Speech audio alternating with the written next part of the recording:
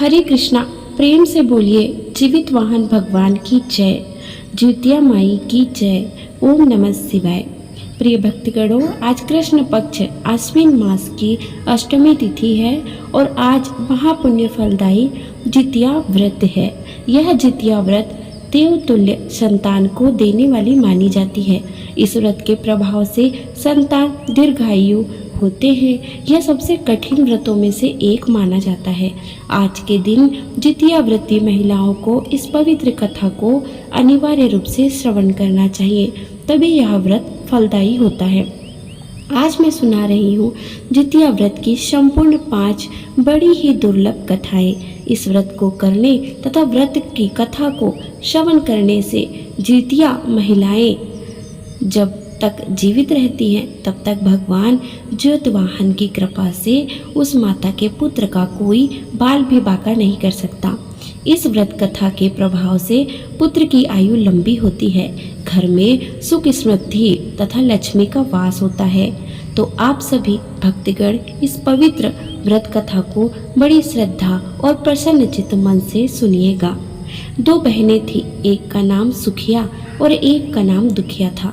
दोनों का भाग्य उनके नाम जैसा ही था। दुखिया गरीब और बहुत दुखी रहती थी, सुखिया अमीर थी और हमेशा सुखी रहती थी।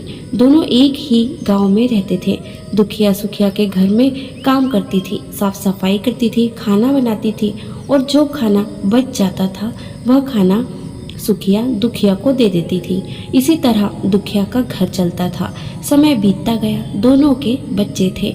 सुखिया को 2 पुत्र थे और दुखिया को भी 2 पुत्र थे। जब जितिया का व्रत आया तो दोनों बहन जितिया का व्रत रखती हैं। अब देखिए, दुखिया सुखिया के घर में काम करती थी।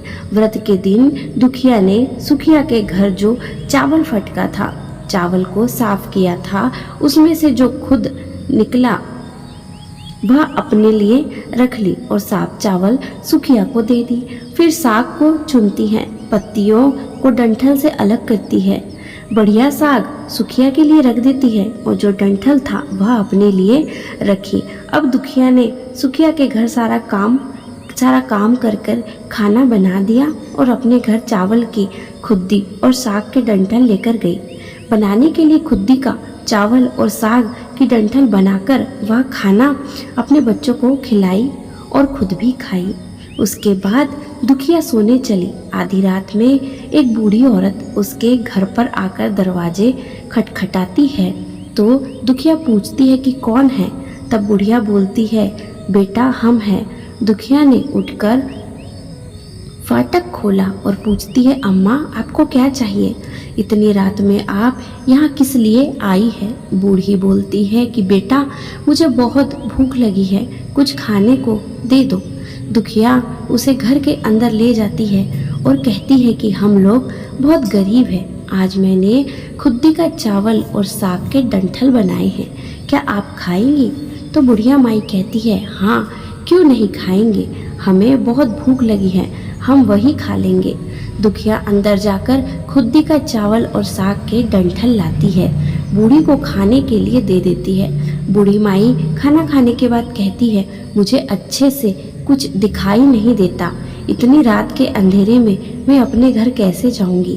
तो दुखिया कहती है, कोई बात नहीं, आप यहीं पर सो जाइए, सुबह अपने घर चले जाइएगा।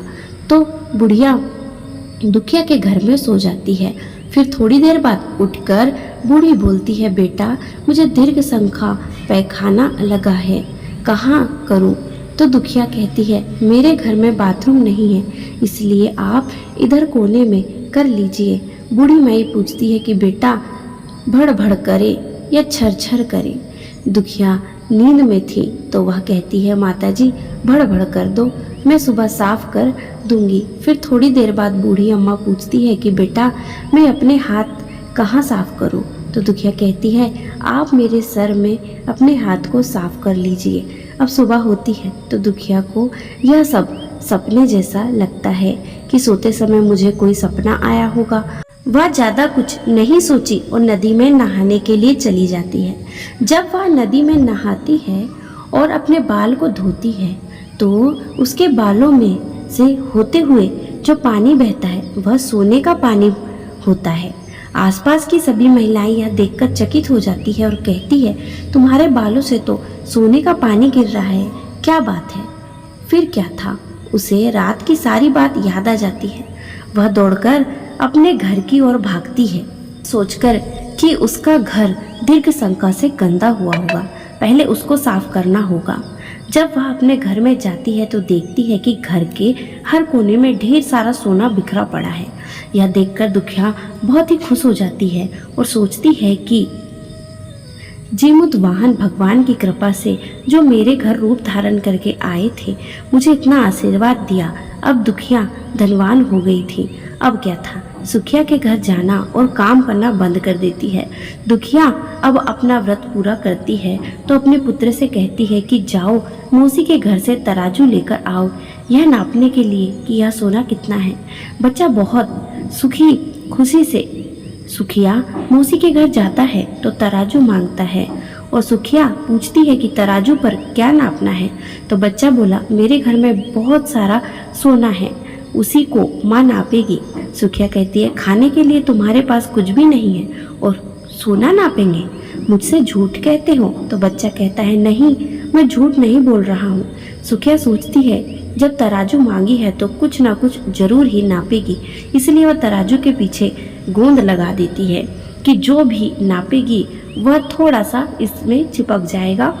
अब देखिए, वह बच्चा तराजू लेकर अपने घर जाता है। दुखिया जब तराजू पर सोना नापती है तो कुछ सोने का टुकड़ा उस गोंद में चिपक जाता है। जब बालक तराजू लौटाने जाता है तो सुखिया उसको उलट पलट कर देखती है तो उसे तराजू में सोना लगा हुआ मिलता है। सुखिया सोचती है उसके घर में जरूर कहीं ना कहीं से सोना आया होगा, इसलिए वह कई दिन से काम पर नहीं आ रही है। सुखिया उसके घर जाकर देखती है यह सोना कहाँ से आया। जब सुखिया दुखिया के पास जाकर पूछती है कि तुम्हारे पास इतना सारा सोना कहाँ से आया है, जिसके लिए तुमने तराजू मंगाया था नापने के लिए। प्रिय भक्तगणों, दुखिया उसी रात की सारी कहानी अपनी बहन सुखिया को बताती है। दुखिया का मन एकदम सच्चा था, इसीलिए वह सब कुछ बता देती है। लेकिन सुखिया के मन में लालच आने लगा कि दुखिया के पास हमसे भी ज़्यादा धन आ गया है। अब अगले साल जितिया में मैं भी खुद का चावल और डंठल का साग बनाऊंगी। फिर अगले साल जितिया का व्रत दोनों बहन ने रखा। सुखिया के पास हर तरह का सुख था और धन भी था, फिर भी वह जितिया के दिन चावल फटक कर साफ चावल फेंक देती है और खुद ही अपने पास रख लेती है। साग को तोड़कर पत्तियां फेंक दी और डंठल अपने पास रख ली और वह बनाई। पूजा पाठ करके सोने चली गई।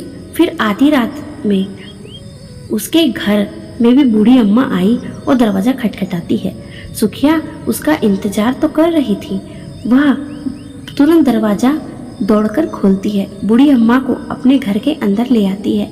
बूढ़ी अम्मा बोली कि मुझे बहुत भूख लगी है, कुछ खाने को दे दो, मैंने खुद का चावल और डंठल का साग बनाया है। बूढ़ी बोलती है, कोई बात नहीं, मैं खा लूँगी। तो सुखिया परोस देती है। वह खाना खाने के लिए और सोने चली जाती है। बूढ़ी बोलती है कि मेरा तो कोई घर नहीं है, मुझे दिखाई भी नहीं देता है। तो सुखिया कहती है, कोई बात नहीं, आप यहीं पर सो जाओ। थोड़ी देर बाद बूढ़ी अम्मा बोलती है कि मुझे दीर्घ शंका पैखाना लगा है, कहाँ करूँ? तो सुखिया कहती है कि वहीं कोने में कर लीजिए। फिर थोड़ी देर बाद बूढ़ी अम्मा पूछती है, बड़ बड़ करके ये छर छर। इस पर सुखिया को याद नहीं आता है कि दुखिया ने क्या बोला था। तो सुखिया बोली, माँ छर छर कर दीजिए। फिर बूढ़ी पूछती है, बेटा मैं अपने हाथ कहाँ साफ करूँ? सुखिया कहती है, मेरे सर में साफ कर लीजिए। बूढ़ी अम्मा अपना हाथ सुखिया के सर पर साफ कर लेती है। जब सुखिया सुबह उठती है तो उसका पूरा घर गंदगी से भरा पड़ा था और उसके बाल में भी बहुत गंदगी लगी हुई थी। यह देखकर सुखिया बहुत दुखी हो जाती है और उसे बहुत गुस्सा आता है। वह अपनी बहन दुखिया को बुलाती है और उससे गुस्सा करके पूछती है, तुमने हमसे झूठ क्यों कहा और मेरा पूरा घर गंदा करवा दिया? तो दुखिया पूछती है कि तुमने क्या कहा था, भड़बड़े या छरछर? तो सुखिया कहती है, मैंने तो छरछर बोली।